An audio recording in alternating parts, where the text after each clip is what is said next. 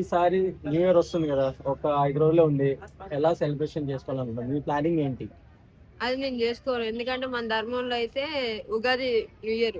New year అన్నది అది Christmas చేసుకునే వాళ్ళు వీళ్ళు చేసుకుంటారు. మన దాంట్లో అయితే హిందూ ప్రకారం అయితే ఉగాది రోజు న్యూ ఇయర్.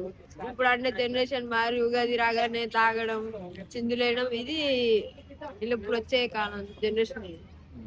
అంటే జనాలు కూడా చాలా మంది ఈ న్యూ ఇయర్ కి ఎక్కువ అలవాటు పడ్డారు కదా. అందరు న్యూ ఇయర్ అనగానే సెలబ్రేషన్, కేక్ కట్ చేయడాలు, డాన్స్ ఇలాంటివి ఉంటున్నాయి కదా. ఈ ఒక్క రోజే కదా ఇంట్లో ఇచ్చే పేరెంట్స్ అవకాశం, అందుకని మొత్తం మందులు వేసుకుని చిందులు వేసుకుంటారు. అందుకని అది అలవాటు అయిపోయి అందుకని. ఓకే, అంటే ఈ ఒక్క రోజు మూమెంటే ఆ ఫ్రీడమ్ దొరుకుతుందని చెప్పేసి ఒకేసారి సంవత్సరం కొద్ది ఒకేసారి తాగేస్తున్నారు అంటారా? అంతే అంటే ఎంజాయ్ చేసేస్తున్నారు. ఆ. అసలు న్యూ ఇయర్ అంటే మీ దృష్టిలో ఏంటి?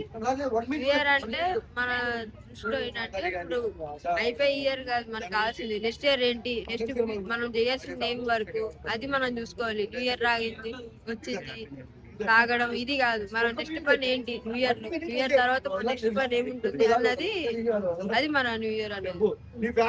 సో నువ్వు ఎలా సెలబ్రేషన్ చేసుకోవాలనుకుంటున్నావు నెక్స్ట్ 2026?